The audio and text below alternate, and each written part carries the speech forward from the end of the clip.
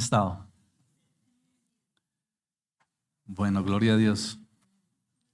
Quiero que vayamos a la palabra de Dios en el libro de Hebreos, la carta que no se sabe quién la escribió, pues algunos especulan un poco, pero la realidad es que a la fecha todavía no se tiene claro quién la escribió.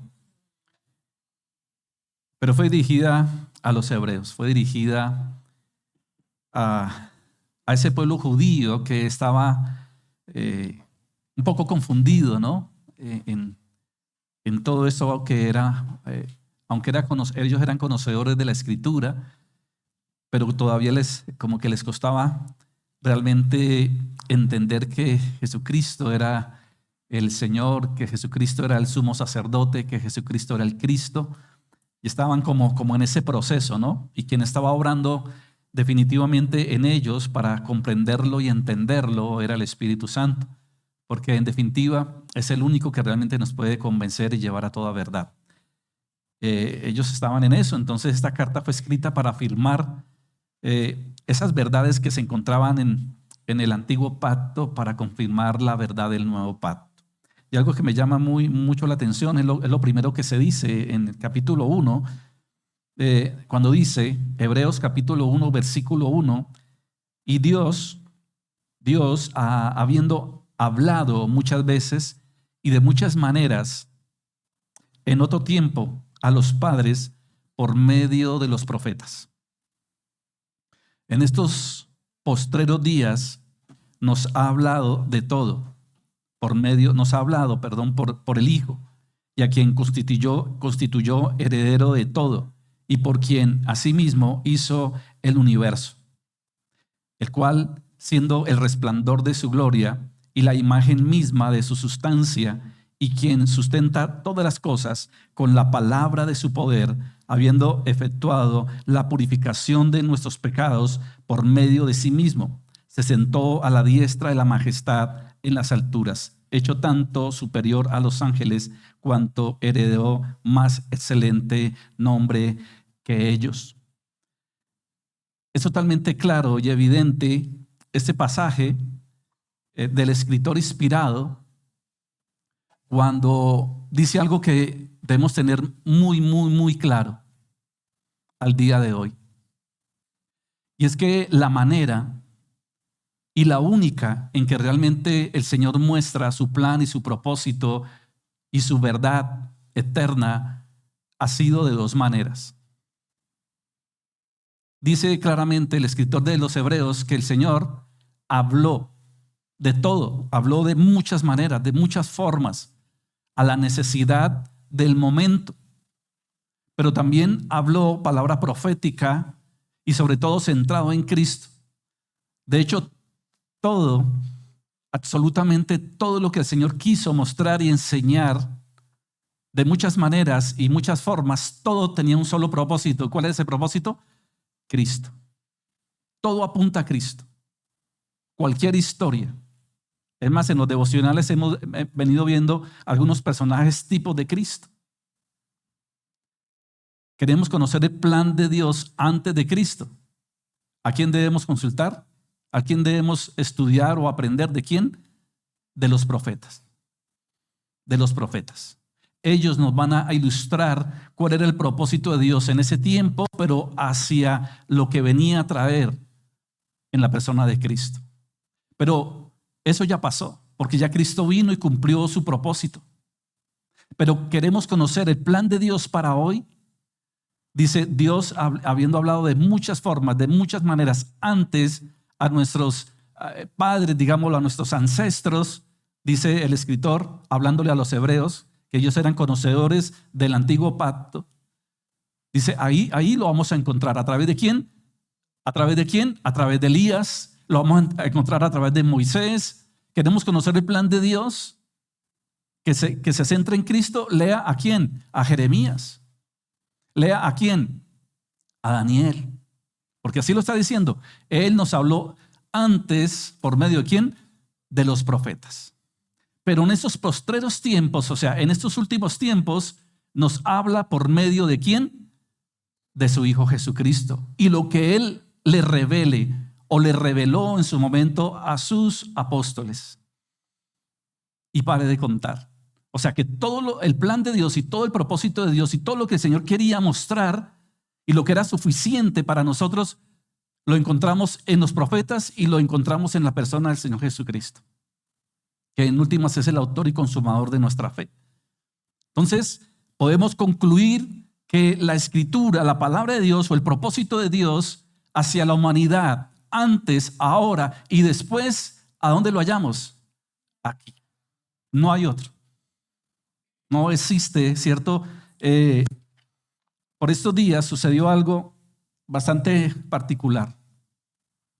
Y es que una persona me llama. No la conocía esta persona, de hecho no la conozco.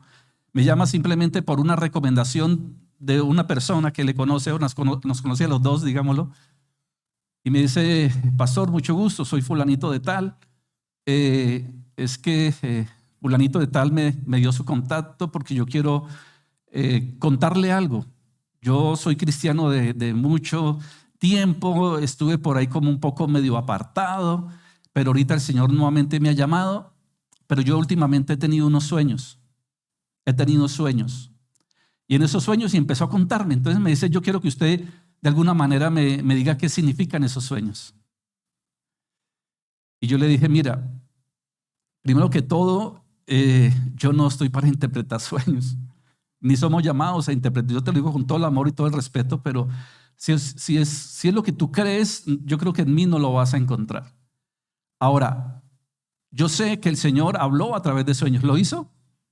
Por supuesto. Por eso dice que Dios habló y habla en pasado, ¿cierto? A través de muchas formas, de muchas maneras. Es más, Dios puso a hablar a una burra, ¿o no? O sea, Dios puede, es más, dice: si pudiese poner a hablar las piedras, aunque no está diciendo que habló a través de una piedra, no, que si hubiese sido, lo hubiera hecho.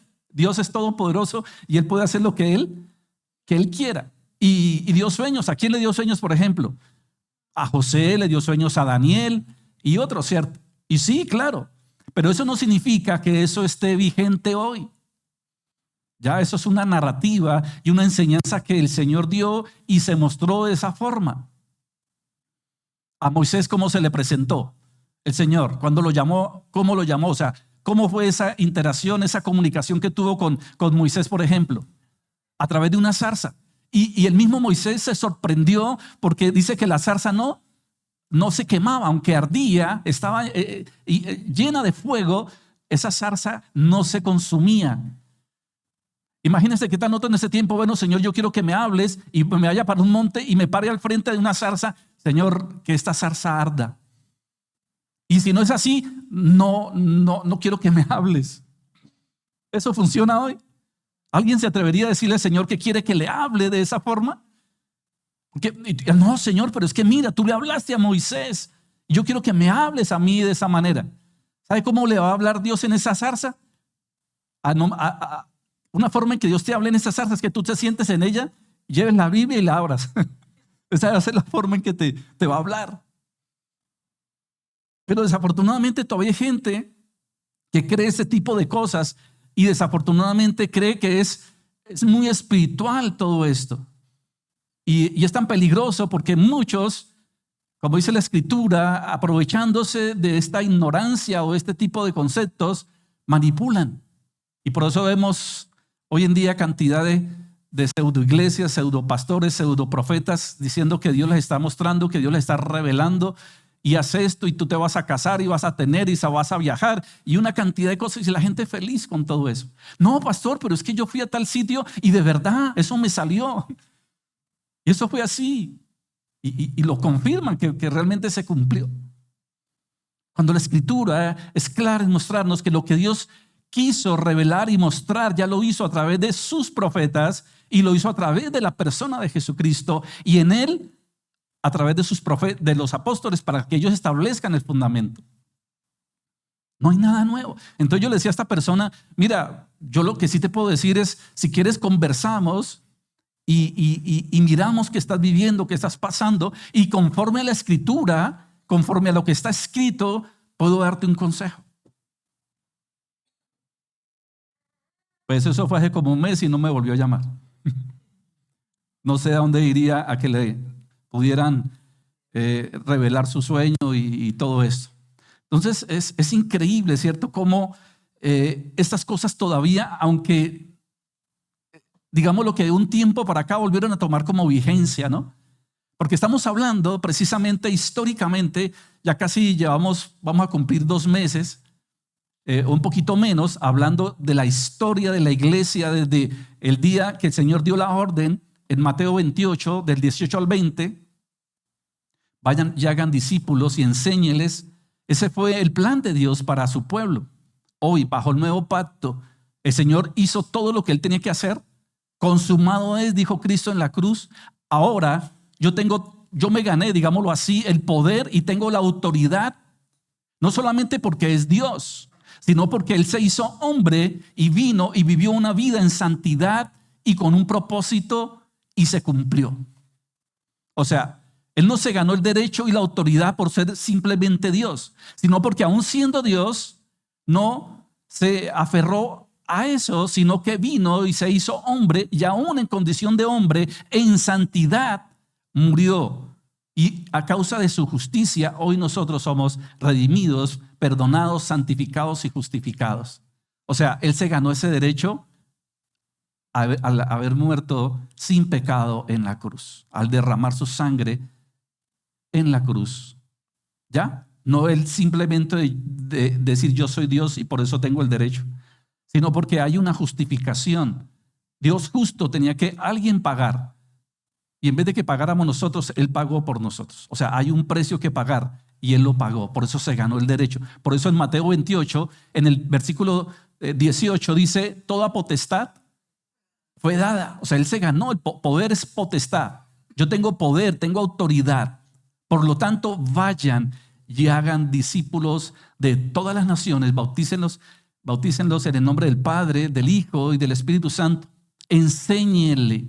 O sea, la misión a través de los apóstoles es enseñar al pueblo lo que significa toda la obra redentora de Cristo.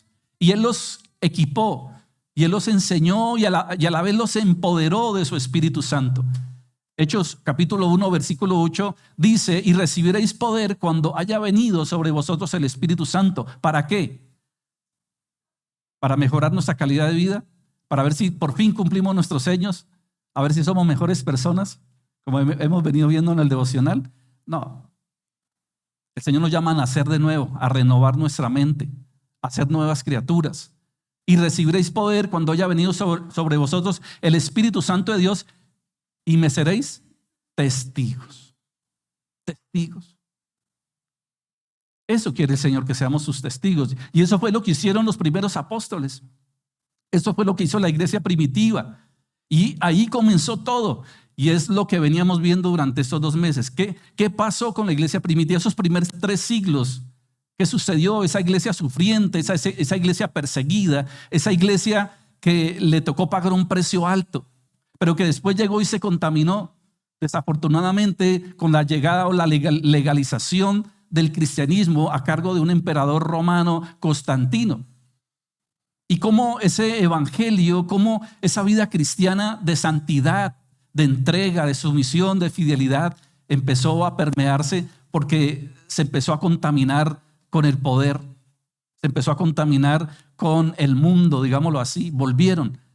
Mientras estaban siendo perseguidos, mientras se congregaban a escondidas o en catatumbas o en lugares a escondidas, ahora ya tenían la libertad y la tranquilidad de no ser perseguidos. Desafortunadamente eso relajó a muchos. Perdieron la comunión, perdieron su santidad, perdieron su fidelidad y se empezaron a contaminar con el mundo. Y de ahí para allá pues vemos también, ya vimos todo lo que sucedió, cómo vino el emperador, cómo estableció un cristianismo bajo su propio criterio. No se sometió a la escritura, sino que empezó a adaptar o empezó a acomodar mucho de la escritura.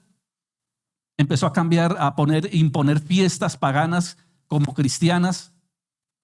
Comenzó la adoración a las imágenes, la idolatría. Empezó las famosas peregrinaciones buscando reliquias. Bueno, todo eso. Entonces ahí nace lo que conocemos como la Iglesia Católica, Apostólica y Romana. O sea, vuelvo y lo digo para que quede claro, nosotros somos católicos. Ahí, si me preguntan a mí, si usted es católico, yo digo, sí, yo soy católico. ¿Por qué? Porque el Señor no fundó una iglesia. Él no, Señor, cuando la gente dice, no, es que la iglesia verdadera la fundó Cristo y es la Iglesia Católica, Apostólica y Romana, ¿no? Pensando que Cristo no fundó ninguna iglesia, no, Él no formó o instituyó una iglesia, no, Él dio una orden, vayan y hagan y lleven la palabra, el evangelio, esta verdad, proclámenla a todas las naciones. Y esa es la iglesia. La iglesia es todo aquel que en cualquier nación, de raza, de cualquier persona que se arrepienta, ponga su fe en Jesucristo, pues va a ser parte de la iglesia. En cualquier parte del mundo. Eso es universal, eso significa católico. O sea, el Señor establece una fe y dice a sus apóstoles que adoctrinen o enseñen a las personas en el conocimiento de la verdad.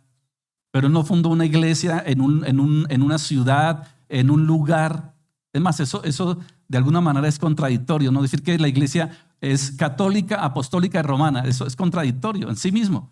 ¿Por qué? Porque al decir que es católico, estamos hablando de que es universal, y decir que está en Roma, pues eso lo hace establecerse en un lugar. Y no, y la iglesia no se puede establecer en un solo lugar, es universal. Y somos apostólicos porque estamos bajo un fundamento de los apóstoles, por supuesto. Ya el Señor les reveló. ¿A quién le reveló el fundamento?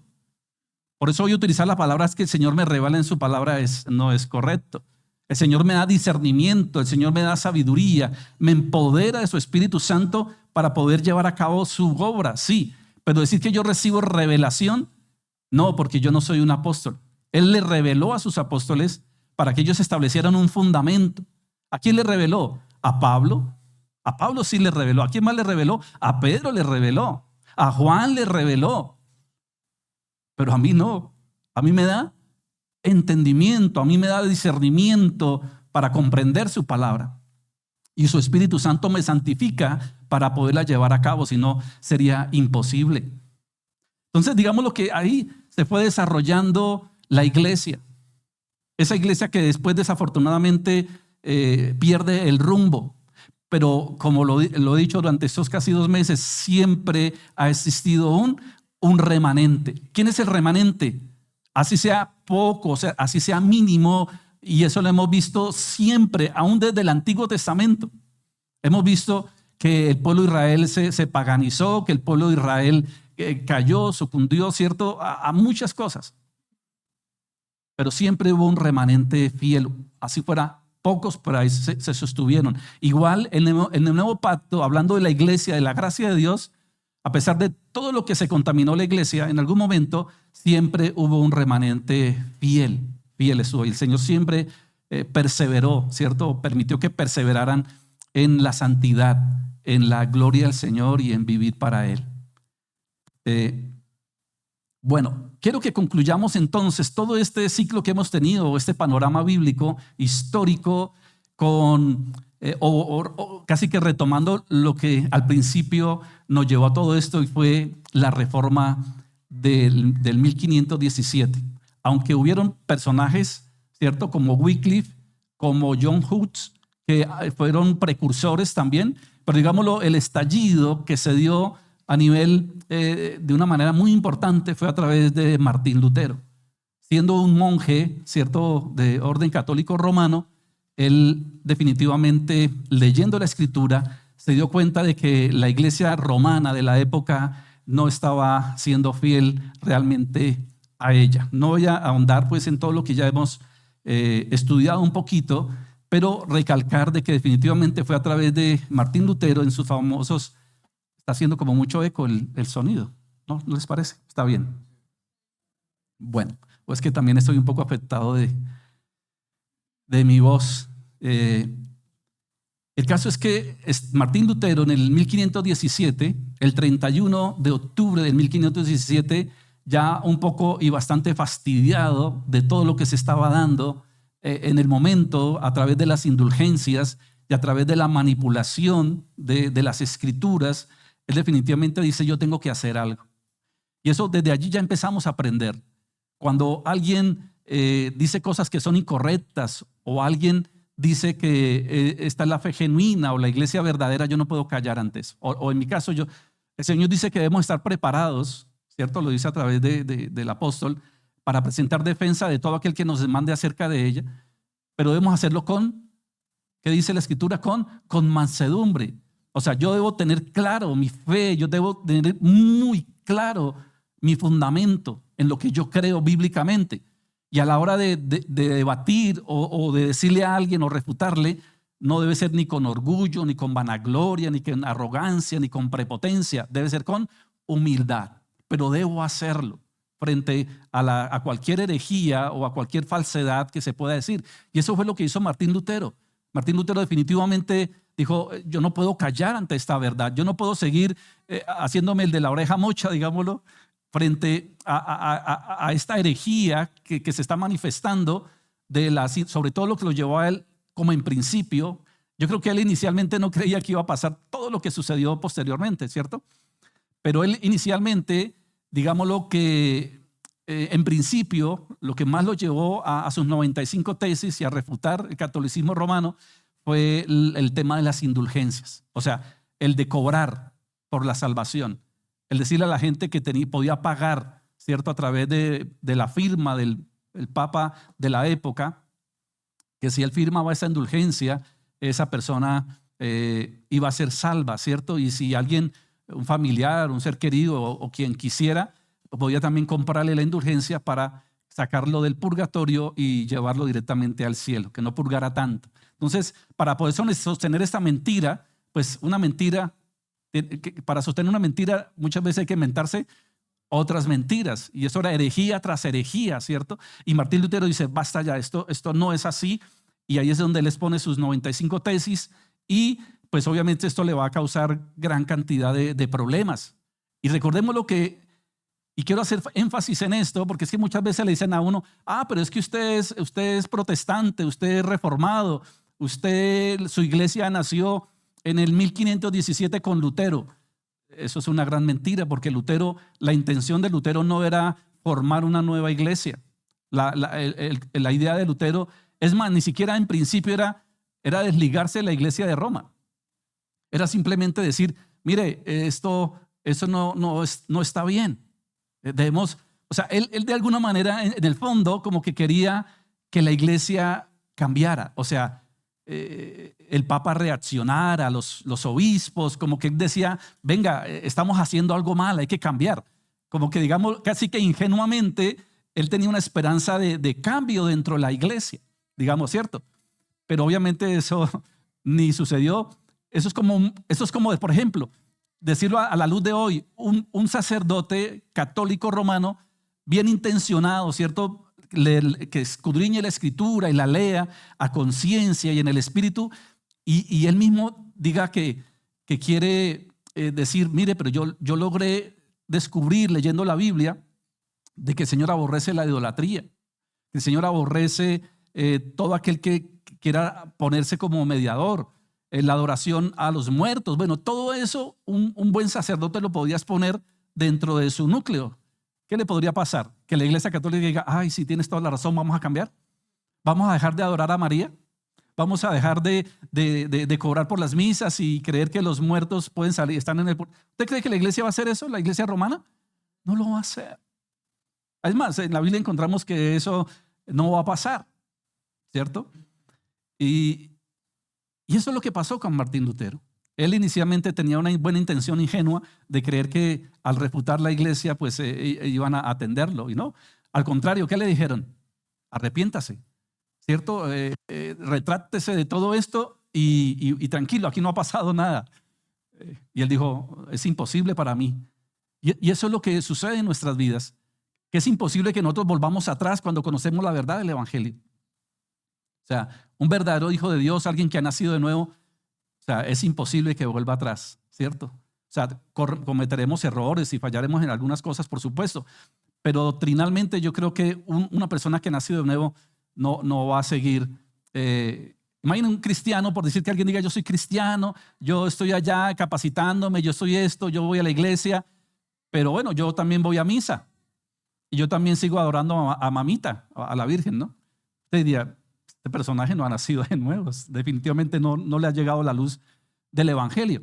Ahora, eso no es lo peor que le puede pasar a alguien. Alguien puede haber dejado todo eso, ya no idolatra, ya no besa cuadros ni babea por María, ¿cierto? Pero puede seguir en su corazón cometiendo cosas hasta peores, ¿cierto?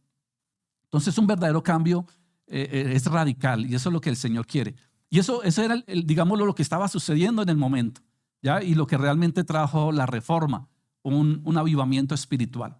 Entonces, en conclusión, en este punto, es que nosotros, como iglesia, no es que seamos una iglesia protestante, que seamos nueva, o sea, que la iglesia cristiana protestante nació en la Reforma con Lutero, con Calvino, con Zwinglio y demás.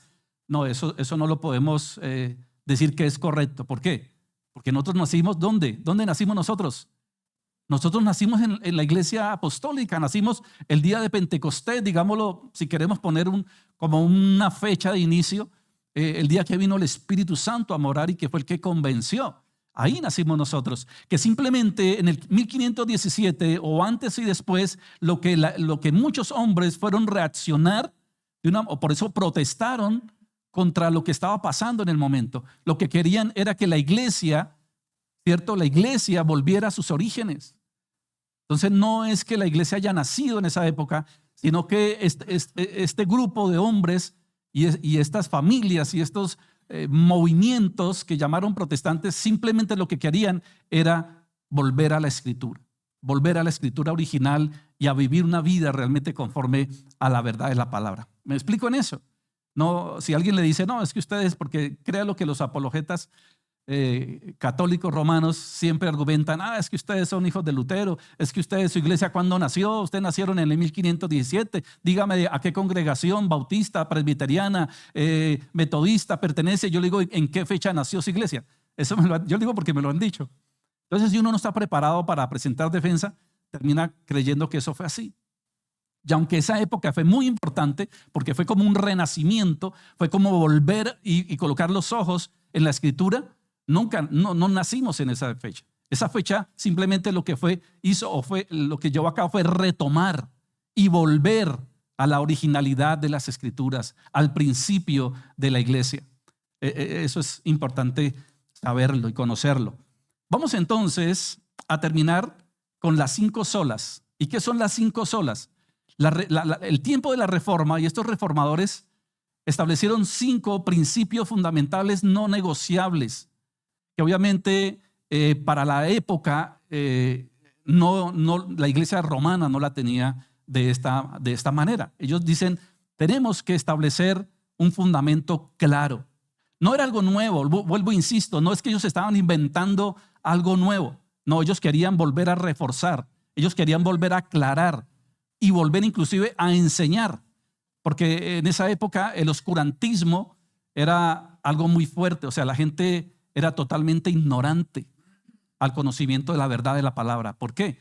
Porque intencionalmente, pues los que dirigían la iglesia en esa época, pues no querían dar a conocer la verdad de la escritura, porque usted sabe que cuando el pueblo es ignorante, los gobiernos pueden manipular y hacer las cosas a su antojo y a su gusto. Alguien que no conoce sus derechos, pues ahí va a sufrir, ¿cierto? Entonces, lo que hace la reforma y los reformadores es aclarar la verdad de la escritura, no establecer algo nuevo. En el siglo XIV, en el siglo XV, la iglesia estaba atrapada en rituales, tradiciones humanas y un sistema de méritos que oscurecía el evangelio.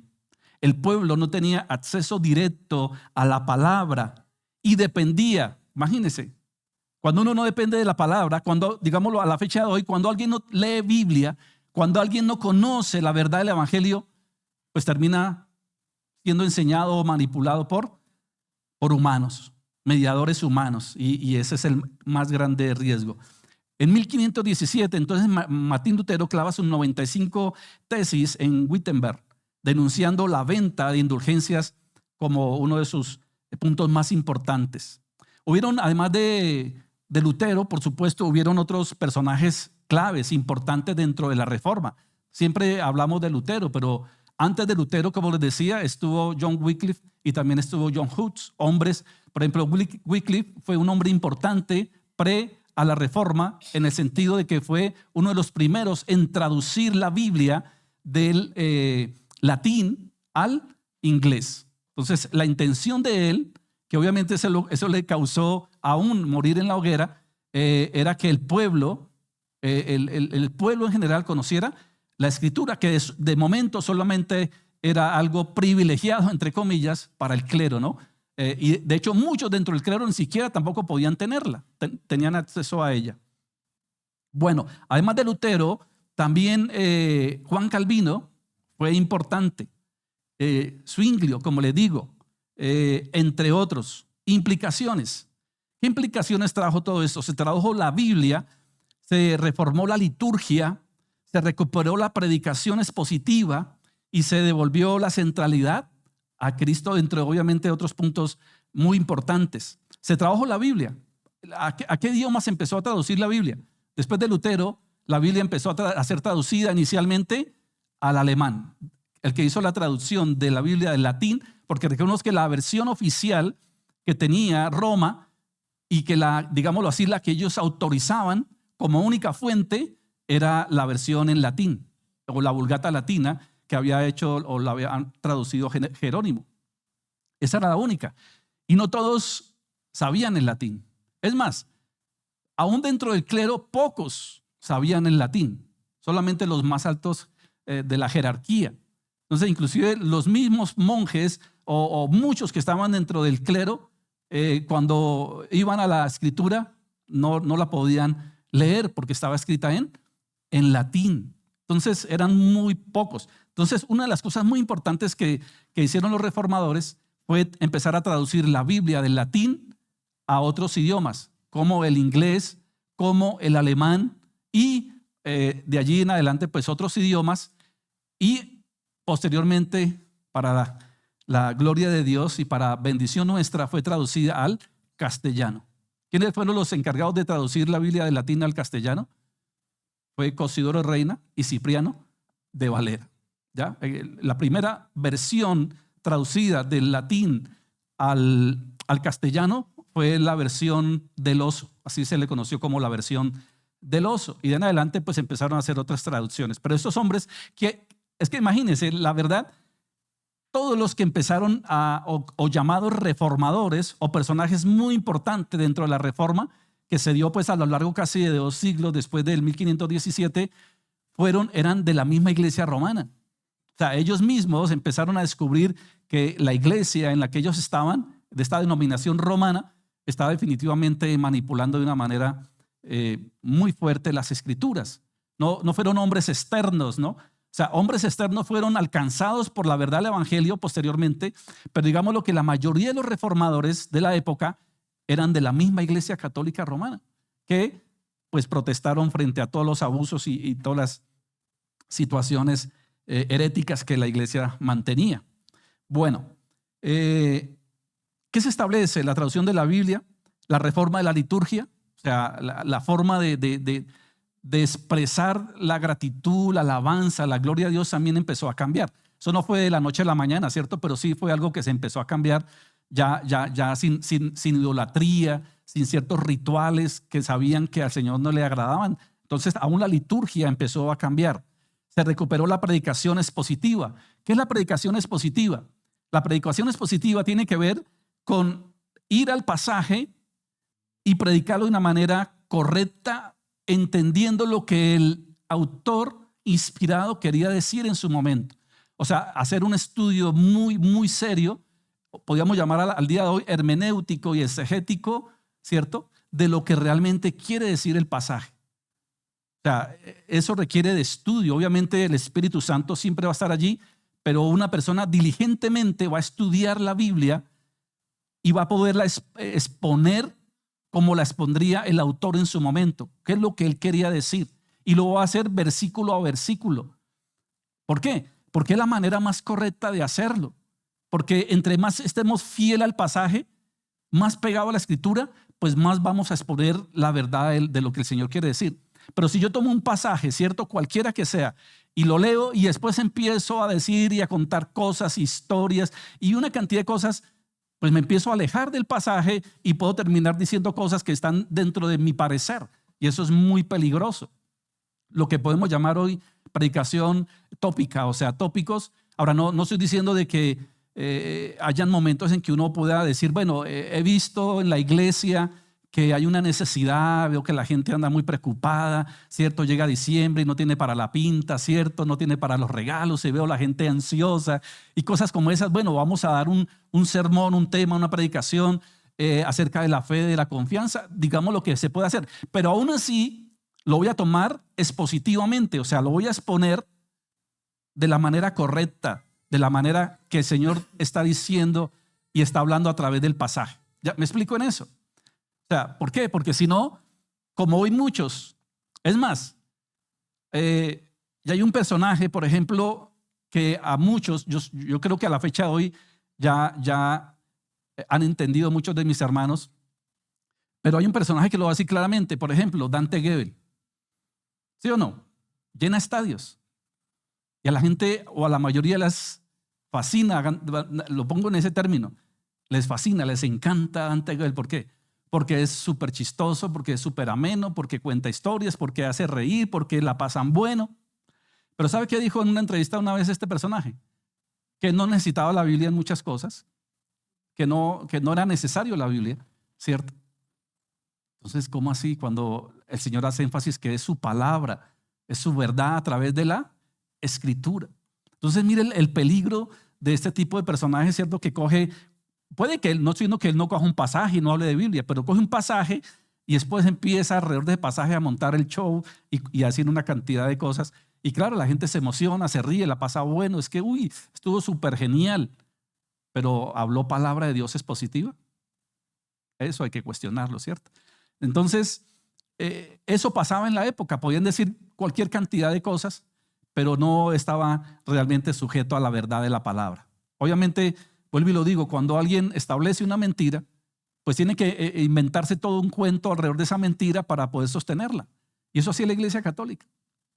Entonces, se volvió la predicación expositiva y se devolvió la centralidad a Cristo. ¿Quién es el personaje principal? ¿Quién es el héroe? ¿Quién es a quien se debe todo honor y toda gloria y honra por siempre y para siempre? ¿A quién? A Cristo. Pero la verdad, hoy, volviendo también al día de hoy, uno escucha hasta testimonios donde ¿quién se está dando la gloria? ¿Quién se da la gloria? Aún en sus testimonios, ¿quién? Es el hombre. No, es que yo fui, es que yo hice y van a ciertos sitios y dan donaciones o hacen esto y se toman la foto dándole el mercadito a la persona y así mostrando la gloria del hombre y Cristo por ningún lado, ¿cierto? O por ahí, ¿cierto? De vez en cuando. Yo no sé si les conté la historia de una de las iglesias más grandes en Corea del Sur.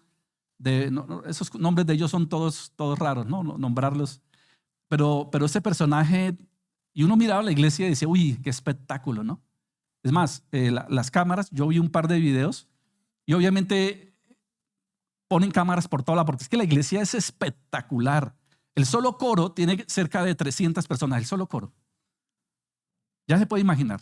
Y todos bien vestidos como buenos orientales disciplinados, ¿cierto? Todo bien organizado, los hombres acá, las mujeres acá. Y uno diría, qué espectáculo. Y las cámaras, ¿cierto? A toda hora mostrando, como quien dice, miren, ¿no? ¿Cierto? Presumiendo de alguna manera, miren todo eso. Y este hombre, pues, y empezó a hacer campañas. Y las campañas, de verdad, eso parecían campañas políticas, con banderas, carros. ¿Han visto que en campaña política muchos cogen los carros y les ponen publicidad política y ponen al personaje, vote 51, ¿cierto? Y ponen el eslogan. Y este personaje iba a cualquier sitio y era como campaña política. Las imágenes de los carros, las banderas, las pancartas, ¿de quién eran? De él, de él. ¿Y Cristo? Seguramente por ahí lo nombraría. Y hoy por hoy está en la cárcel. Hoy por hoy está en la cárcel. ¿Y quién dirige la iglesia hoy? La esposa. Imagínense. Fíjense las cosas terribles, ¿sí? Y por multitudes, uno dice, el hecho de que una iglesia sea espectacular, de que hayan 300 en el coro y que eso no significa que ahí esté el Señor. O sea, qué digo que estuviera, ¿cierto? Y seguramente hay muchas iglesias así y el Señor es lo más importante. Pero nunca nos dejemos deslumbrar por ese tipo de cosas. Es más, yo he visto iglesias, digámoslo así, en ese sentido, en África, donde están a la intemperie, donde las bancas son unas tablas montadas en unos ladrillos. El púlpito es han cogido un palito, un árbol, y lo han puesto ahí un tronco y ahí predican. Eso puede ser una iglesia verdadera de Cristo y no esa otra. Si verdad Cristo está siendo glorificado en ese lugar. Eso es lo que el Señor realmente. Y eso fue lo que hizo también la Reforma. Llevó a la centralidad de Cristo. ¿Quién era el personaje importante de la época? ¿Y quién se había adjudicado a sí mismo un don, una herejía, digámoslo así? Pues el Papa. ¿Qué decía él? Que él era el vicario de Cristo. Él era el sumo pontífice, que él era infalible. O sea, la centralidad ¿en quién estaba? En el Papa, lo que el Papa dijese. Entonces, la Reforma trajo, no señor, aquí no hay ningún Papa, aquí no hay ningún vicario, aquí no hay ningún sumo pontífice. Aquí el centro de todo, ¿quién es? Y la gloria, ¿para quién es? Para Cristo. Entonces, eso se retomó. Hubo persecuciones, por supuesto, vino la contrarreforma, ¿cierto? Guerras, pero el evangelio se extendió y transformó la cultura, la educación y la vida cristiana. Como lo he dicho antes, la reforma o a la par de la reforma, pues vino el renacimiento. Muchos personajes no tan cristianos, pero vieron la oportunidad de decir, me voy a subir en este bus, digámoslo, porque esto va a suceder algo importante. Claro, entonces vino la revolución industrial, vino el desarrollo científico, vino el desarrollo intelectual. O sea, eso trajo cosas muy importantes. Pero sobre todo lo más importante que nosotros rescatamos de todo esto es la transformación espiritual y la centralidad. Y la iglesia reformada de la época y los reformadores dijeron, tenemos que establecer un fundamento. O sea, tenemos que tener con claridad un fundamento, la Biblia. Pero además de la Biblia, Cristo. Pero además de Cristo, la fe. Pero además de la fe, la gracia. Y además de todo esto, y lo más importante que tenemos que resaltar es que toda la gloria es ¿para quién? Para el Señor. Y ahí nacen a través de la Escritura, ¿no? No, vuelvo y lo digo, no es algo que ellos se inventaron un nuevo pasaje, una nueva historia, no. Ellos rescataron la esencia de la gracia, la esencia de la verdad, la esencia de la palabra. Y a quién teníamos que darle la gloria. Y entonces ahí nacen las 5 solas, hablándolo de esta manera.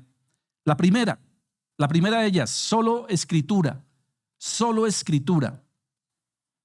La Biblia es la única autoridad infalible. La Biblia es la única autoridad infalible para la fe y la práctica. Nuestra única fuente de la verdad, como lo dije al principio, como decía en Hebreos, Dios habló de muchas maneras, de muchas formas antes por medio de los profetas. Aquí lo encontramos. Aquí usted quiere encontrar el propósito de Dios desde el principio. Aquí está. Y después dice, y en estos postreros tiempos nos habla por medio de Cristo. ¿Quieres saber todo eso? Aquí está. O sea, encontramos desde el Génesis hasta el Apocalipsis la verdad única, la verdad, la revelación de Dios a través de la Escritura. Y aquí la podemos encontrar. Aquí está.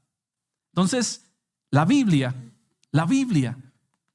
es la única autoridad infalible para la fe y la práctica. Ahora, alrededor de esto seguramente hemos encontrado ideas. Por ejemplo, alguien ha dicho, no, es que la Biblia es un libro obsoleto, ¿no? ¿Será que es verdad? Para usted hoy la Biblia es un libro obsoleto, es antiguo, pasado de moda, es un libro machista y empiezan a juzgar la Biblia.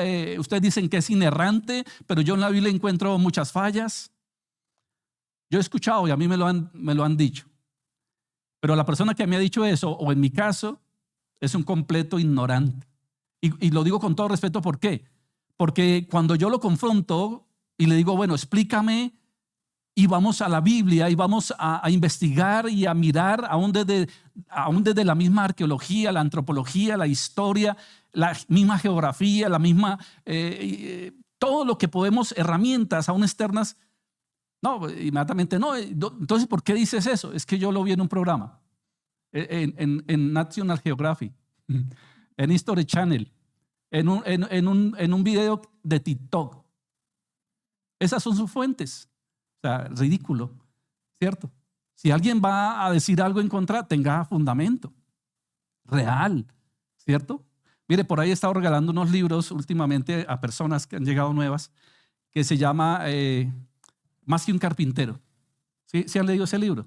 Es un libro de apología o apologético cristiano, y es de un personaje, John McDowell, que él era un chico, un estudiante que estaba fastidiado de los cristianos, fastidiado. Y pues porque en la universidad se suele muchas veces llevar el evangelio, y estaba fastidiado de los chicos que hablaban de Cristo y del cristianismo, y dijo: voy a empezar a estudiar de una manera seria y contundente para poder refutar el cristianismo y mostrarle a ellos y a muchos la falsedad de Cristo, la falsedad de las Escrituras. Bueno, o sea, todo definitivamente iba a ser todo un estudio serio. Hablo de serio, es que fue serio. Eso no fue que empezó a ver videos de TikTok, ¿cierto? Bueno, obviamente no existían en su época, pero digámoslo de esa manera, no, el hombre de verdad empezó a hacer un estudio serio frente a todo esto. ¿Y qué creen que pasó al final de su famoso estudio? Se convirtió al cristianismo. ¿Por qué? Porque toda su investigación seria lo llevó a corroborar o a entender de que definitivamente la fe cristiana no es simplemente un paso de fe al vacío, ¿no? Sino que de verdad hay muchos argumentos de peso, de diferente orden, que demuestra no solamente la existencia de Dios, sino la veracidad de la Biblia y la realidad del Señor. Entonces este hombre terminó más convencido que cualquiera y él terminó también predicando a Cristo. Entonces, una persona que de verdad a conciencia lea la Escritura, y alrededor de la Escritura pueden haber otros, obviamente, libros que, aunque no sean cristianos, dan una contundencia de que la Escritura no es simplemente un libro que escribieron hombres. No, esa es otra, ¿no? Es que la Biblia fue escrita por hombres inerrantes. ¿Sí? ¿Quién alega eso? O sea, usted alega de que la Biblia no fue escrita por hombres. No, ¿cierto? O sea, la escrita fue, oye, ¿quién escribió la Biblia? ¿Quiénes fueron los escritores de la Biblia? Pues hombres, ¿cierto? Profetas, hombres, historias contaron. En el Nuevo Testamento, pues los apóstoles, ¿cierto? Hombres. Pero creemos y tenemos la certeza de que fueron hombres inspirados, guiados por el Señor definitivamente. Bueno, entonces, la primera sola fue esa. Sola Escritura. O sea, la Biblia es la única autoridad infalible para la fe y la práctica. No niega otras autoridades, por supuesto que no, pastores o concilios, pero todo esto afirma que solo la Escritura es suprema. Hermenéuticamente significa que toda doctrina debe ser probada por la palabra y que la Escritura se interpreta a sí misma. ¿Qué quiere decir todo esto? Sí, uno va, digamos, por ejemplo, a la patrística. O sea, la patrística tiene que ver con los primeros discípulos de los discípulos, los que afirmaron la verdad del evangelio. En este caso, ellos hicieron concilios, y ellos en los concilios de los obispos que estaban en diferentes regiones se reunían, pero no para establecer un nuevo mandamiento o una nueva doctrina, era para afirmar lo que ya estaba, ¿ya? Bajo sus propios conceptos, bajo el desarrollo teológico, pero todo centrado en la Escritura. O sea, aunque ellos establecieron, digámoslo, un concepto doctrinal dentro de las comunidades primeras cristianas, un desarrollo teológico, pero nada de lo que ellos hicieron estaba fuera de la Biblia. O sea, siempre tenían la Biblia como la fuente. O sea, si llegaba, por ejemplo, es más, ya sabemos que en ese desarrollo teológico que se empezó a desarrollar en la patrística, o sea, en los primeros, en la iglesia del primer siglo, no tenían la Escritura inicialmente. O sea, sí, ¿qué tenían en la época? ¿O qué tenían ellos? El Antiguo Testamento, porque ese ya estaba establecido por el pueblo judío. Pero las cartas de Pablo, las cartas de Pedro, los evangelios, fue algo que se empezó a desarrollar en la medida que la iglesia iba creciendo. Entonces mandaban cartas y, por ejemplo, Pablo podía escribir una carta a los romanos, ¿cierto? Empezaba a saludar, empezaba a hacer un desarrollo teológico, lo que el Señor le estaba revelando, mostrando dentro del nuevo pacto. ¿Y qué hacía esa carta? Esa carta era enviada a Roma y firmada por el apóstol Pablo, digámoslo así. Pero ¿qué él decía? Que esa misma carta fuera enviada a otras regiones. Entonces, ese fue el desarrollo que se empezó a dar y lo mismo lo hizo Pedro, lo mismo hizo Juan. Ese fue el desarrollo teológico y lo que empezó a afirmar a la iglesia. Ese fue. Ahora, posterior a eso, ellos ya tenían las cartas, empezaron ellos a hacer su propio concepto teológico. ¿Quiénes? Los padres de la iglesia. O sea, ya no Juan, ya no Pedro, sino los discípulos de ellos. Pero todo lo que ellos aportaban dentro de los concilios y dentro del desarrollo teológico, todo tenía que tener una concordancia con lo ya expuesto por los apóstoles. Es más, la manera en que ellos empezaron a establecer un canon bíblico posterior fue precisamente por la aparición de herejías de la época. ¿Ya? O sea, inicialmente como que ellos no tenían la intención de establecer un canon, simplemente de hacer un desarrollo teológico conforme a las cartas que ellos poseían de momento y que compartían como iglesia. Pero ¿qué empezó a pasar? Por allá en Corinto, digámoslo, en Éfeso, empezó a aparecer un personaje que se autoproclama obispo, digámoslo así, en el momento, un profeta, y quiere montar su propia iglesia, y aunque coge ciertas verdades que habían sido desarrolladas por los apóstoles y desarrolladas por los primeros discípulos, pero empiezan a querer torcer algo de la verdad. ¿Me estoy explicando? Estos hombres empezaron a torcer ciertos conceptos y eso llegó a oídos. Es más, en el tiempo del mismo apóstol Pablo ya sucedía. Eso ya estaba pasando inclusive en el mismo tiempo de los apóstoles, ni siquiera de los primeros, de los padres de la iglesia. El mismo apóstol Pablo muchas veces recomienda: tengan cuidado con aquellos que andan por ahí queriendo torcer la escritura. Si alguien viene y les predica un evangelio diferente al que ha sido expuesto, ni siquiera lo reciban. Contundentemente lo dice. Si alguien viene y les va a dar un evangelio diferente al que nosotros le hemos dado, ni siquiera se junten con ellos. A ese punto llegó. A ese punto llegó. Entonces, la escritura era fundamental.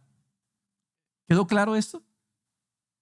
Yo lo digo ¿por qué? Porque hoy por hoy algunas congregaciones no de orden cristiano o podemos llamar de orden de sana doctrina, dicen que la Biblia es suficiente, como ese personaje que les acabo de inventar ahora rato, ¿cierto? Que la Biblia, o sea, que si yo, por ejemplo, yo puedo no usar la Biblia y que el Señor me puede revelar, que el Señor puede hablar a mi vida hoy y traer algo nuevo, ¿cierto? Y eso es supremamente peligroso, demasiado. ¿Por qué? Porque entonces yo puedo decir, es más, casi que podría suceder lo mismo que sucedió en época del papado. ¿Qué dijo el Papa? En su momento, ¿qué dijo? Yo soy el vicario. ¿Qué es vicario? Vicario es sustituto. Vicario tiene que ver como un tipo de mediador. ¿Ya? Eso es una herejía terrible, diabólica. Porque el único sustituto, ¿sabe quién es el sustituto de Cristo? ¿El Papa? No. ¿Quién es el sustituto de Cristo hoy? A ver, ¿quién es? Es su Espíritu Santo. Ese es el que media, el que intercede. No hay más. Entonces, pero hoy aparecen estos falsos profetas, estos falsos maestros, a decir que ellos casi que son sustitutos al decir que no es necesario la escritura. Eso es terrible, porque entonces lo que salga de boca de ellos se va a convertir en palabra de Dios.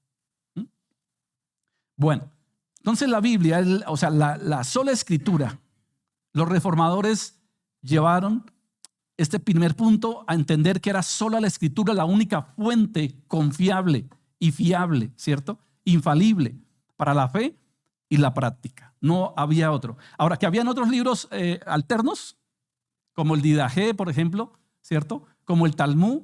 Usted lee el Talmud o estos libros que sí fueron escritos por los primeros discípulos, o sea, los conocidos, vuelvo y digo, como los padres de la iglesia, los discípulos de los discípulos. Pero ellos, por lo menos ellos, aunque escribieron el Talmud, nunca dijeron que el Talmud tenía el mismo, estaba a la par de la Biblia. No, ellos decían, esto es nuestro concepto, estas son ideas nuestras teológicas, pero están aferradas a la Biblia, a la palabra de Dios.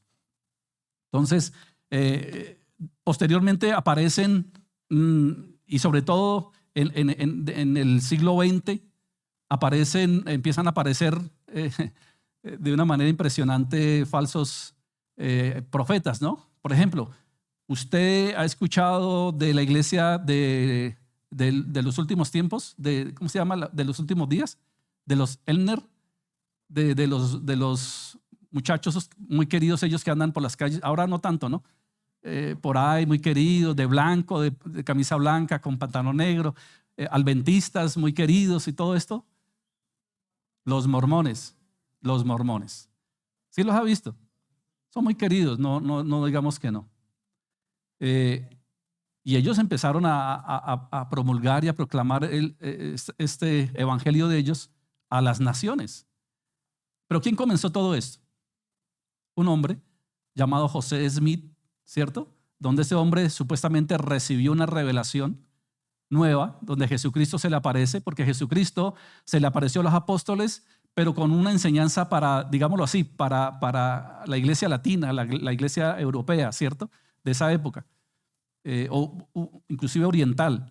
Pero este nuevo profeta que Dios levantó, más que todo para un mensaje para la nueva mundo, ¿no? Para Occidente.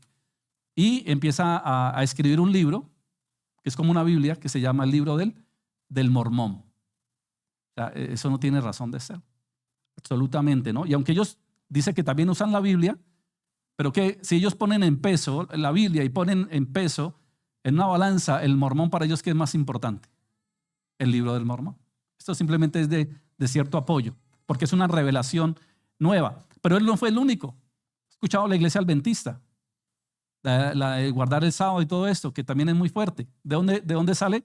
De otra famosa, esta es mujer, una famosa profeta llamada Elena de White. Elena de White, al igual que José Smith, recibió revelación. ¿Sí es lo peligroso de las famosas revelaciones? Cuando no tienen como fuente de autoridad solamente la Biblia. Entonces Dios necesita seguir hablando a su pueblo. Y en este caso lo va a hacer a través de una mujer llamada Elena de White, y ella la que da inicio o comienza en buena parte lo que hoy es la iglesia adventista. ¿Han escuchado los famosos iglesia testigos de Jehová? ¿Sí? Igual. ¿Quién comenzó? Los estudiantes de la Biblia. Comienzan como estudiantes de la Biblia inicialmente, pero al igual que el resto tienen su famoso profeta. ¿Quién fue el que dio inicio o pie a todo esto? Un personaje llamado Carlos o Charles Russell, ¿cierto? Donde también de alguna manera recibe revelación. Y la Biblia es clara en decir que todo aquel que profetice algo y no se cumpla, y eso lo encontramos en Jeremías, dice, todo aquel que profetice algo y no se cumpla, este es mentiroso. Este es un falso profeta. Y ese personaje que dio inicio y pie al inicio de los estudiantes de la Biblia, que posteriormente llamados testigos de Jehová, pues empezó a dar profecías que nunca se cumplieron. Fechas, de hecho con fechas, y eso aparece históricamente, inclusive videos, o más que videos, audios, donde él a la multitud de la gente le dice con fechas y datos precisos de la venida del reino y todo eso, bueno, lo que ellos promulgan, y la gente se reunía a la espera de todo esto y ahí se quedaban esperando. Y después decía, no, es que hubo algo allí como que si Dios hubiera fallado, ¿no? Como que si Dios no le hubiera dado bien la fecha, y pone otra fecha y así. Es más, construyeron un salón de los príncipes para la venida de los príncipes y ahí está, no sé si todavía funciona o no funciona, bueno. No es el punto de conocer la historia, pero eso ha sido la situación de muchos de estos grupos donde se autoproclaman profetas. Y después de Charles Russell, que de hecho la historia lo determina como un personaje de estos grupos, se me fue la palabra, que tienen un nivel alto y quieren estar en estos grupos importantes. ¿Cuál? Sí, como una élite, se me fue. Bueno, Era de esto, que tienen un ojo como eso, los Illuminatis, pero también de estos grupos los masones. Gracias, Ricardo. Los masones, era un masón, ¿cierto? Al igual que el que sigue después de la muerte. Después de la muerte de Russell, el que sigue ese camino es Rutherford. O sea, investiguen y verán, ¿cierto? Y cuando los testigos de Jehová se les pregunta, porque ellos tienen su propia versión de Biblia, digámoslo, que en cierta forma tiene mucha similitud, pero tiene muchos pasajes que son muy importantes, cambiados, y a ellos les indagaron en ustedes quién hizo la traducción de la Biblia. ¿Quién la hizo? No pueden decir, no saben a ciencia cierta realmente quiénes fueron. Supuestamente un grupo anónimo. Y eso tiene, investiguen. Y de hecho es bastante particular la historia, porque hay un personaje que era de esta comunidad que no quiso ir a prestar servicio militar, porque pues él en objeción de conciencia dijo, no, yo no voy a prestar servicio militar. No recuerdo en qué país europeo fue esto, pero fue un caso muy mentado, donde él argumenta de que él por su fe no va a prestar. Y entonces el argumento es, bueno, pero ¿y usted dónde saca eso? Entonces, no, pues que de la Biblia. Y empiezan todo un proceso de decirle, bueno, pero esa Biblia o la Biblia que usted postula, ¿quién la tradujo? O sea, lo confrontan en cuestión, porque obviamente la Biblia, la que él presenta o va a presentar su defensa, no es la Biblia antigua, ¿cierto? No es las copias originales. Entonces, muy astutamente, digámoslo, la fiscalía, no sé cómo llamarle, o el abogado defensor a favor de o en contra de él, le dice, pero bueno, entonces esa Biblia de ustedes necesito saber quiénes fueron los que la tradujeron, ¿cierto? Para poder corroborar realmente como un testimonio real. El caso, bueno, eso lo pueden buscar en internet, estoy aquí simplemente parafraseando, que no pudieron, o sea, ni siquiera, y bueno, estas personas que hicieron la traducción eran personas capaces, idóneas, sabían griego, porque creo que apareció por ahí uno, es que el caso es bastante complejo, interesante, creo que apareció alguien que dijo que había sido parte de la traducción, o sea, porque obviamente estaba muy torcida, digámoslo. Dice, sí, fue un grupo anónimo y del cual yo fui parte.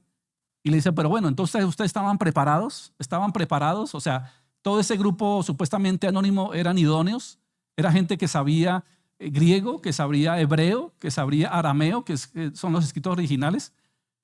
Ah, que sí, listo, entonces hagamos algo. Inmediatamente pusieron una frase en griego, le pusieron frase en arameo y le pusieron frase en hebreo para que hiciera la traducción y no pudo.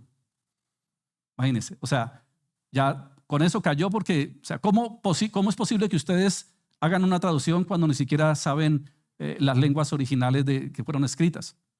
El caso es que perdió el caso el pelado y le tocó irse a prestar servicio. Imagínense. Eso es bien particular la historia, pero ¿por qué digo eso? ¿Por qué cuento? Porque mire todos los absurdos, ¿no? Todas las cosas que se inventan para sostener sus mentiras, ¿cierto? Falsas visiones, falsas cosas, y crean lo que es hoy. Estamos hablando de personajes del siglo XIX, del siglo XX, pero al XXI todavía siguen apareciendo personajes igual. Dios me mostró, Dios me reveló, esto es lo que tienen que hacer, y de esa manera. Por eso los reformadores dijeron, la única fuente confiable y fiable y verdadera, inerrante, es lo que ya está, lo que hoy tenemos, y no podemos salirnos de ella.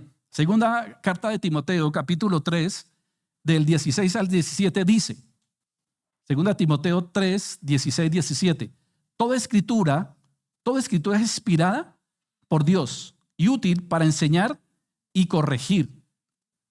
Entonces, aquí claramente vuelve y dice, la Biblia es inspirada, no escrita. La escribieron hombres. ¿Quién la escribió? Pedro, Juan, Jeremías, Daniel, Moisés. ¿Quién más? ¿Quién más escribe en la Biblia? A ver, David en los Salmos, ¿cierto? Y así, pero sabemos que fueron hombres inspirados. ¿Ya? Más de 40 autores encontramos en la Biblia. Bueno, Hechos capítulo 17, versículo 11.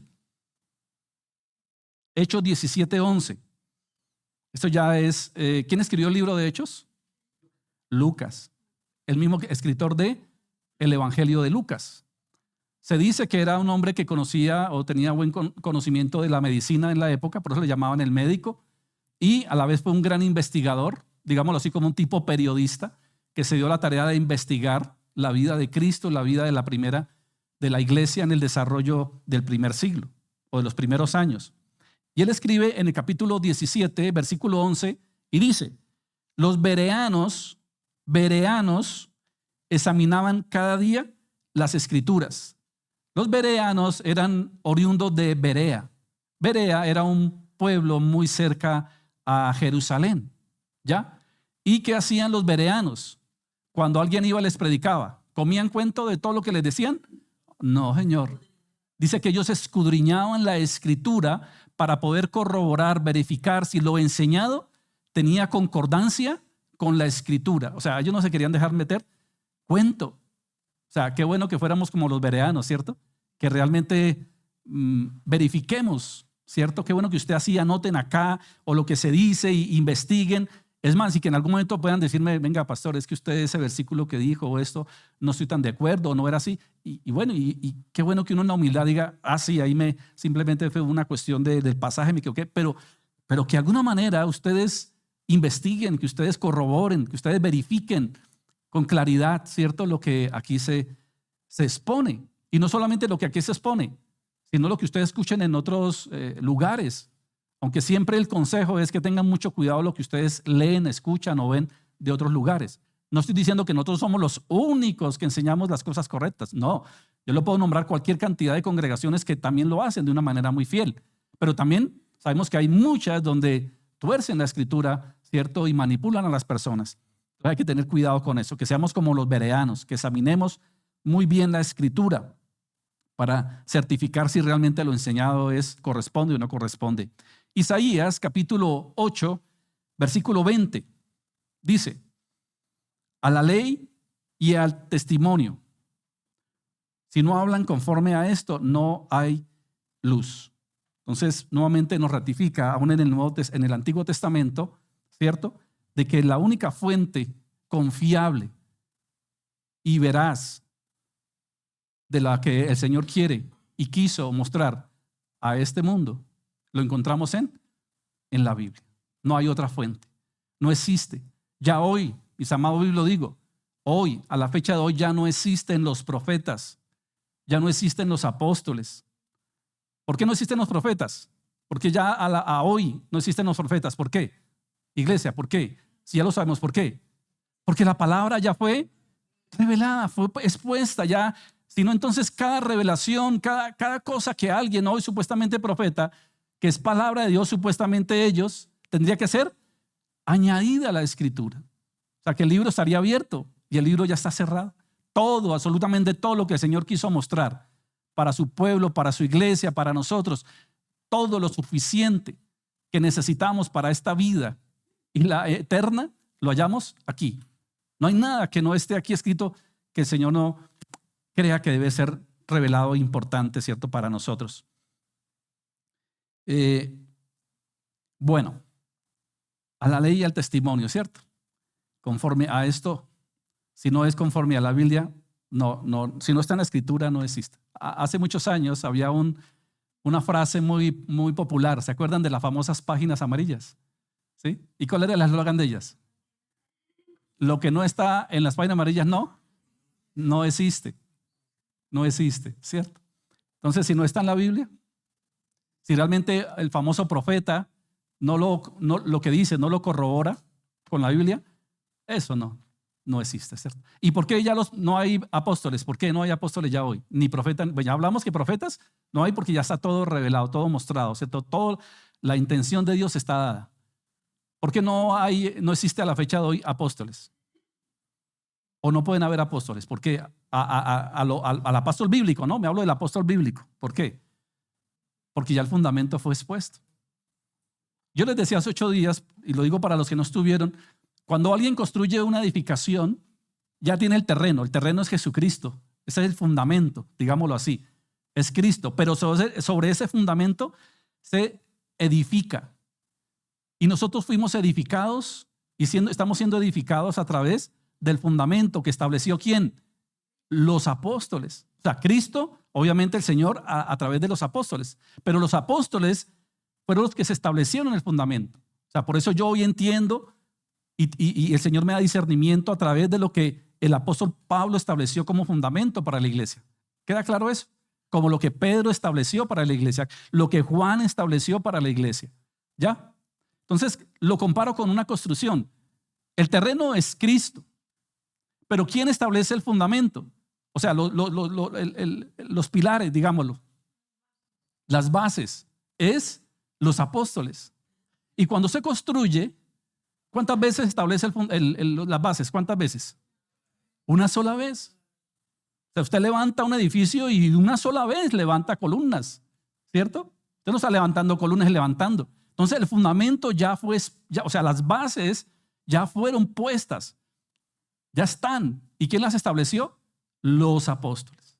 Por eso dice que bajo el fundamento de los apóstoles, dice la Escritura, bajo ese criterio. No puede haber más. Entonces por eso hoy los apóstoles no están, porque los apóstoles fueron para que ellos establecieran el fundamento. Pero ¿qué sí, digámoslo, está vigente dentro de estos 5 ministerios que estableció el Señor? O sea, los profetas ya no, porque ya cumplieron su labor. Los apóstoles, que inicialmente en Efesios dice, estableció, ¿qué? Profetas, estableció apóstoles. Los apóstoles sí los estableció, claro, en un principio. Está temblando, ¿no? ¿Qué estableció entonces en un principio? Profetas, apóstoles, y ellos ya cumplieron su labor. Pero la iglesia tiene que seguir porque todavía está vigente. Pero ¿qué se necesita después de los profetas y después de los apóstoles? ¿Qué necesita la iglesia para seguir o permanecer? Evangelistas, porque o sea, ¿los evangelistas sí están vigentes? Claro, porque el evangelio tiene que seguir. ¿Los pastores se necesitan hoy? Claro que necesitan hoy los pastores. ¿Y quién más se necesitan? Maestros que enseñen la escritura, no que traigan revelación nueva, que enseñen ya lo revelado. Entonces, digámoslo, los que sí están vigentes al día de hoy, ¿quiénes son? Pastores, maestros y evangelistas. Porque el fundamento ya fue puesto por los apóstoles y porque la palabra fue dada a través de los profetas. Entonces, es claro a través de la escritura que eso debe ser así. Hoy debemos entonces rechazar tradiciones humanas que contradicen la Biblia y predicar expositivamente. La iglesia se sostiene en la palabra, no en opiniones como conclusión. Quedamos allí porque quiero explicar, pues, en la medida de lo posible, cada uno de los puntos de las 5 solas. Hoy hemos hablado de la primera, la sola escritura, la sola escritura. Ahora alguien me podrá decir, pero bueno, yo conozco congregaciones que también dicen la sola escritura y ellos tienen como fuente única la Biblia. Por ejemplo, a mí alguien me lo dijo y estamos hablando muy claramente, alguien que tenía como un concepto la unicidad. O sea, en otras palabras, los unicitarios, la iglesia unitaria, ¿cierto? Pentecostal unitaria de Colombia y bueno, en el mundo están. Que ellos dicen que Dios en esencia es uno solo, que el Padre es uno, que el Hijo es uno y que el Espíritu Santo es uno. O sea, es el mismo. ¿Me explico? No comparten la Trinidad, digámoslo. No comparten la Trinidad. Nosotros hablamos de Padre, Hijo y Espíritu Santo como un solo Dios verdadero en 3 personas diferentes, digámoslo. Que cada una de ellas tiene unas características, ¿cierto? Pero son personas individuales. Unas en esencia como Dios, pero 3 personas diferentes. Ellos dicen que no. Y ellos, ¿qué dicen? Que solamente utilizan la escritura para defender su postura. Pero cuando uno mira hacia atrás, por ejemplo, en la historia, aparece el dualismo. El dualismo, eso aparece posterior a la iglesia primitiva, donde un personaje como Arrio dice, es el que empieza a establecer esta doctrina. Y él empieza a promulgar esta doctrina que obviamente va cogiendo fuerza y que hoy todavía se sostiene, o hay iglesias, o pseudoiglesias podría decir, que sostienen de esta forma. Y añadido a eso, por ejemplo, dicen que la salvación viene por el bautismo, ¿cierto? Y que usted tiene que hablar en lenguas. Entonces, añadido a decir que Dios solo es uno, o sea, que Jesucristo, cuando estuvo acá, lo voy a poner de esta manera. Dios Padre es el mismo Dios Hijo y es el mismo Dios Espíritu. Entonces, como si Dios Padre es el juicio, ¿no? Pero se quita el vestido de Padre y ahora se va a poner el vestido del Hijo. Y después el Hijo se va, pero vuelve en el Espíritu Santo. O sea, es el mismo, ¿me explico? Simplemente ocupando. En otras palabras, cuando Jesucristo habla del Padre, cuando Jesucristo ora al Padre, se está orando a Él mismo. ¿Sí me explico? Y eso no tiene razón de ser. Usted, por ejemplo, en el bautismo, ¿recuerdan cuando el Señor Jesucristo llegó cuando Juan el Bautista precisamente estaba bautizando?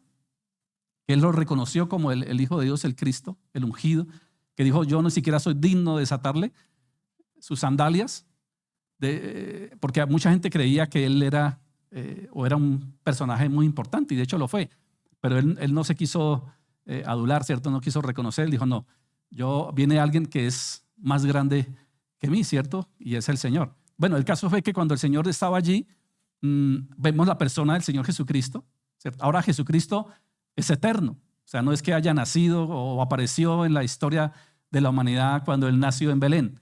No, ahí se hizo hombre, pero él es coeterno con el Padre y coeterno con el Hijo, ¿no? Pero él se manifiesta en carne, o el Verbo se hizo carne, ¿cierto? Pero él era desde el principio eterno con el Señor. Pero se manifestó en carne para venir a hacer o cumplir con su llamado. Y en el bautismo está Cristo, ¿cierto? Aparece una voz que dice, o hay una voz audible que dice, este es mi Hijo amado en el cual yo me complazco. Entonces vemos la figura del Padre diciendo que Él se complace en lo que está haciendo el Hijo, y en ese instante vino una paloma, ¿cierto? Como la figura del Espíritu Santo que se posa sobre Jesús. Entonces aquí vemos al Padre, vemos al Hijo y al Espíritu Santo. No es en sí mismo, sino la manifestación, ¿cierto?, de las tres personas en este evento. Y así lo podemos ver por ejemplo, cuando Esteban, el primer mártir de la iglesia, estaba siendo apedreado y prácticamente ya estaba a punto de subir a la presencia de Dios. De hecho, dice que los cielos se abrieron. ¿Recuerda lo que él vio cuando estaba a punto de morir? ¿Y qué dice Esteban allí? Que estoy viendo la gloria de Dios y al Cordero que está al lado de Dios, o sea, en el trono. O sea, ¿a quién vio? ¿A quién vio? Al Padre y vio al Hijo. No vio uno solo. O sea, ahí lo pueden leer en Hechos de los Apóstoles. Y así, entonces mire cómo, aunque esas personas dicen, no, utilizamos la Biblia como única fuente, sus doctrinas y sus enseñanzas vienen de un personaje. Al igual que Elena de White, al igual que Carlos Russell, al igual que José Smith, y de ahí para allá todos los que quieran. Nosotros nos centramos solamente en la palabra de Dios, como esa única fuente, ¿cierto? Como la única y verdadera fuente infalible para la fe y la práctica. Aquí nosotros no tenemos a ningún profeta. Esto no me lo reveló tal persona, ¿cierto? Hace 2, 3, 4, 5 años. No, todo lo que nosotros exponemos es palabra de Dios y es a través de su Espíritu Santo. Que ahora nos faltará profundizar en algunas cosas, nos faltará un mayor discernimiento en algo, seguramente sí. Pero siempre vamos a la fuente, que es la Escritura. Y eso fue lo que hicieron los reformadores, volver a enseñarle al pueblo o enseñarle al pueblo que solamente nos podíamos guiar por lo que decía la Escritura, porque en el momento casi todo giraba alrededor de lo que decía el magisterio o lo que decía el famoso, vuelvo al punto, sumo pontífice. Y ellos dijeron, no señor, aquí la autoridad no es el magisterio, la autoridad no son los obispos, la autoridad no es el papa, aquí la autoridad es la Escritura. Y si lo que ellos dicen está conforme a la Escritura, hasta ahí le podemos guiar. Pero si dicen algo que vaya en contra, y eso fue lo que hizo la protesta, es decir, precisamente protestamos porque eso no está conforme a la verdad de la Escritura. Bueno, hoy apenas compartimos la primera sola y seguiremos viendo las demás 4 que quedan pendientes, que de verdad nos van a traer gran enseñanza y afirmar nuestra fe y nuestra confianza siempre en el Señor. Bueno, amado Dios y Padre, muchas gracias por este tiempo. Gracias, Señor, porque conocer la historia y conocer lo que a lo largo de la historia De ella han hecho muchos hombres inspirados también, desde los apóstoles, pasando por los padres de la iglesia y los reformadores. Al día de hoy, Señor, nos sostenemos en esta única verdad, que tu palabra es la única fuente, Señor, infalible para la fe y la práctica, Señor. Señor, muchas veces y durante muchos años seguramente nosotros estuvimos aferrados a una religión, a seguir simplemente los conceptos o las ideas humanas. Por eso nosotros éramos idólatras, por eso seguramente vivíamos una vida a medias tintas, qué sé yo, Señor, a causa de todo lo que habíamos creído, siguiendo rituales, siguiendo hombres, siguiendo conceptos humanos, Señor. Pero al igual que los reformadores como Lutero, como Calvino, como Jacobo Arminio, Señor, y todos esos reformadores, que también, por supuesto, hombres finitos, pero con un deseo profundo en sus corazones de traer la verdad de la palabra al pueblo, Señor. Y fue tanto ese deseo que aún tuvieron que pagar con sus propias vidas, Señor, el llevarlo a cabo.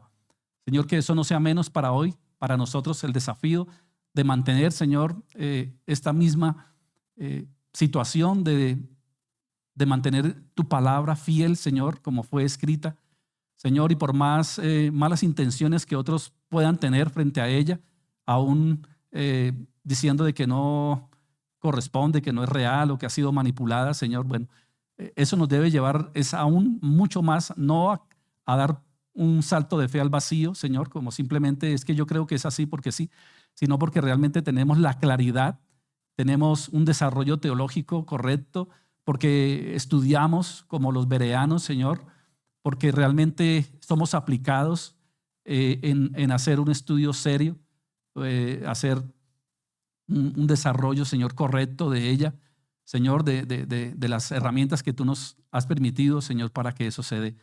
Padre, que no simplemente seamos asistentes pasivos, sino que realmente seamos discípulos comprometidos, que seamos miembros realmente de tu pueblo y que seamos personas que podamos aún presentar defensa de nuestra fe con claridad, con contundencia, siendo radicales, pero llenos de amor, llenos de mansedumbre y compartiendo, Señor, esta verdad con aquellos que están en oscuridad como un día nosotros lo estábamos, Señor. Padre, que este tiempo que hoy hemos compartido aquí como iglesia sea demasiadamente importante para nosotros, Señor, porque es un tiempo de encuentro, es un momento de reunión, de asamblea, como dice la Escritura. Eso es la iglesia. La iglesia es eso, Señor, donde nos reunimos como pueblo a aprender, a estudiar, a compartir, a velar los unos por los otros, a acompañarnos, Señor, pero también a reflejar a Cristo en nuestras vidas. Padre, gracias por la vida de cada uno de mis hermanos que ha dispuesto este tiempo, esta mañana, seguramente con muchos inconvenientes, pero aquí estamos, Señor. Gracias por tu amor, tu bondad, Señor. ¿Quién más que tú conoce la necesidad que hoy hay en tu pueblo, Señor? Hoy puede que muchos de nosotros, muchos de nuestros hermanos tengan una necesidad de orden espiritual, Señor, de orden emocional. Seguramente hay dificultades en su salud, problemas económicos, Padre, pero sabemos que tú, conforme a tus riquezas en gloria, Señor, suplirás cada necesidad que hay en tu pueblo y que nosotros, Señor, también como iglesia seamos colaboradores de ella, Señor. Padre, gracias por el amor, por la fidelidad de tu pueblo, porque hoy, Señor, tus hijos te honran, Señor. Hoy tus hijos, Señor, con alegría y con contentamiento, Señor, traen delante de ti también su ofrenda, Señor, bendícela. Bendice la gran disposición de aquellos que están trabajando y están siendo esforzados y valientes para que esta obra crezca, se sostenga y se multiplique. Gracias, Señor, por bendecirnos con tu presencia, con tu palabra. Gracias por este fin de semana, por este comienzo de semana, Señor. Dejamos delante de ti también todo lo que se va a dar, Señor, y confiando en que tú siempre vas delante de nosotros como poderoso gigante. Bendito eres, Señor. Todo honor y toda gloria para ti, por siempre y para siempre. Amén. Bueno, quiero que me regalen, por favor, un minuto más. Bueno, ya se acerca fin de año y como siempre, pues nosotros como iglesia también pues hemos tenido años atrás unas actividades. Realmente vamos a tener 2 actividades porque la idea nuestra tampoco es generar, espacios donde esos espacios Muchas veces ustedes van a viajar o van a estar con familia, visita. Bueno, nunca ha sido nuestra idea llenarnos de actividades simplemente, sino que nos gusta inclusive que ustedes puedan compartir la verdad del Evangelio con sus familias, con sus visitantes, donde vayan, donde estén. Es nuestra razón de ser siempre llevar la verdad del Evangelio, ¿cierto? Por eso simplemente vamos a hacer 2 actividades en diciembre, fin de año. Una es el 21, que es domingo. Digamos lo que años atrás hemos hecho el famoso compartir, ¿recuerdan? ¿Cuál era la idea principal? Que cada uno trajese algo de su tierra, porque aquí la mayoría somos de diferentes regiones, de diferentes lugares. La idea es que traigan para compartir, ¿cierto?, de esa región. Pero el último año o los últimos años, la verdad es que eso ya nos estaba dando tal como era, digámoslo así. Entonces, más de uno lo que hacía era arrimarse al de uno, y lo digo con amor, ¿no? Y lo digo con cariño, pero la verdad es que ese no era el propósito, ¿cierto? Sí, entonces, las mesas ya estaban llenas de puro mecato de uno, ¿cierto? Digámoslo así. Y ese no era el propósito con el cual comenzó todo esto. Ahora, no lo digo malintencionado. Gracias por los que trajeron las papitas del D1. Gracias por los que trajeron las orejitas que me gusta que venden en el D1, porque me recuerda que en Cali, que viví muchos años, venden las famosas orejas. ¿Sí? ¿Alguien sabe? Luz Adriana, ¿cierto? No sé quién más. Las orejas dulces, ricas, que son como o corazones que le llaman acá también, ¿cierto? Nosotros llamamos orejas. Y esos son como de como tipo milhoja, algo así, que son de hojitas. Hojaldre. Y ricas, digo que no, pero no era la idea, ¿cierto?, que nos llenáramos de ese tipo de cosas, sino que trajéramos de verdad alimentos de la región. Entonces, para este año, no sé qué les parece a ustedes si realmente unificamos más bien un almuerzo entre nosotros acá, que todos comamos lo mismo, ¿cierto? Por ahí estuve hablando con alguien. Es una idea, decidimos como iglesia, de hacer una lasaña, o alguien la hace, una lasaña, y más bien ese día es como compartir, como estar entre nosotros un buen rato, almorzar.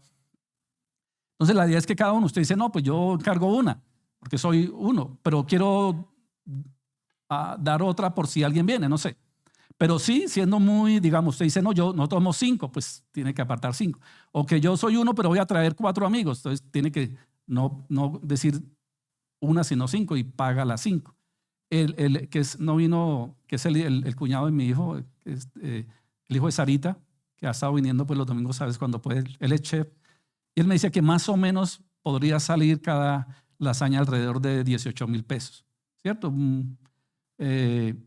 Y lo que sí digo es, pues, como iglesia, hablando de la iglesia, pues ya se pone lo que es el líquido, ¿cierto? Y algunas cositas, pero digamos que cada uno nos comprometamos como familia o personal, pues a decir, bueno, yo aporto lo de la mía. O sea, esa es como la idea. ¿Qué les parece?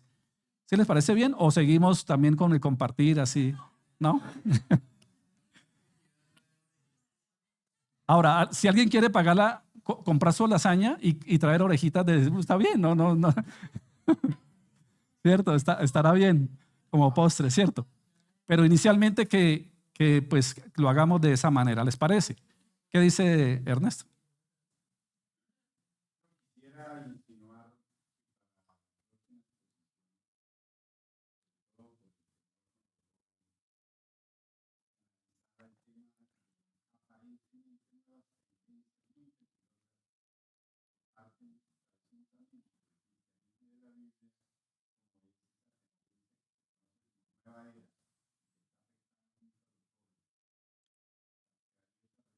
Ok, muchas gracias. Qué chistoso, ¿no? Nueva era, pero no es tan nueva, ¿no? Eso aparece del mismo Edén, ¿no? Bueno, claro, muchas gracias por la recomendación, claro que sí. Bueno, entonces, esa sería el 21 de diciembre, domingo.